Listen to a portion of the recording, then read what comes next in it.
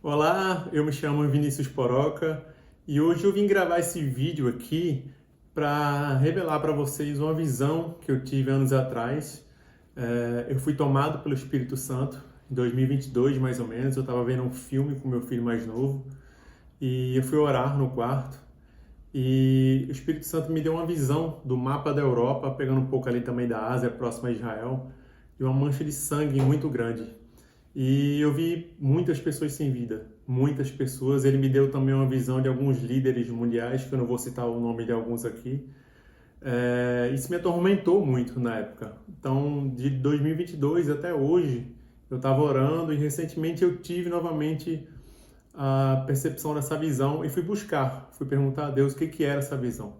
Então, eu quero ler com vocês também Mateus 25, a partir do versículo 31. Eu vou ler na versão NVI, mas você pode ler na sua versão, não tem problema. Mateus 25, a partir do versículo 31.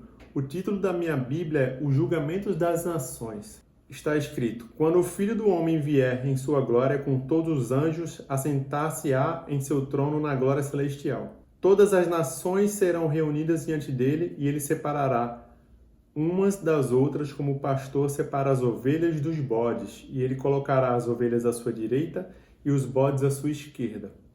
Então o rei dirá aos que estiverem à sua direita: Venham benditos do meu Pai, recebam como herança o reino que lhes foi preparado desde a criação do mundo. Pois eu tive fome e vocês me deram de comer, tive sede e vocês me deram de beber. Fui estrangeiro e vocês me acolheram. Necessitei de roupas e vocês me vestiram. Estive enfermo e vocês cuidaram de mim. Estive preso e vocês me visitaram. Versículo 37. Os justos lhe responderão: Senhor, quando te vimos com fome e te demos de comer, ou com sede e te demos de beber? Quando te vimos como estrangeiro e te acolhemos, ou necessitado de roupas e te vestimos? Quando te vimos enfermo ou preso e fomos te visitar? Versículo 40. O rei responderá: Digo-lhes a verdade, o que vocês fizeram a alguns dos meus menores irmãos, a mim fizeram. Grava aí esses menores irmãos. Versículo 41. Então ele dirá aos que estiverem à sua esquerda: Malditos, apartem-se de mim para o fogo eterno, preparado para o diabo e os seus anjos. Pois eu tive fome e vocês não me deram de comer. Tive sede e nada me deram para beber. Fui estrangeiro e vocês não me acolheram. Necessitei de roupas e vocês não me vestiram. Estive enfermo e preso e vocês não me visitaram.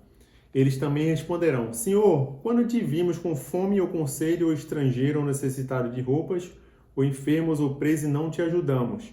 Versículo 45. Ele responderá: Digo-lhes a verdade, o que vocês deixaram de fazer, alguns desses mais pequeninos, também a mim deixaram de fazê-lo. E estes irão para o castigo eterno, mas os justos para a vida eterna. Grava aí também, esse mais pequeninos. Quando a gente lê esse texto aqui em Mateus 25, alguns dizem que a gente precisa ajudar os necessitados, isso é ajuda aos mendigos, aos pobres, alguém que precisa realmente, né, de comida, ou de bebida, ou de vestimentas. Isso também a gente precisa fazer, é obra da igreja fazer, é um mandamento do Senhor, para que a gente ajude os necessitados. Isso é a obrigação da igreja. Mas esse texto aqui, quando ele fala dos mais pequeninos, ou quando ele fala dos menores irmãos, algumas traduções vão falar assim, aqui eu creio que ele está falando dos judeus e dos gentios, aqueles que estiveram num período turbulento e que saíram das suas regiões e foram buscar ajuda em outros lugares. Por isso que ele fala dos estrangeiros, que estão em outras terras, não é nas terras deles, não é na terra deles, né?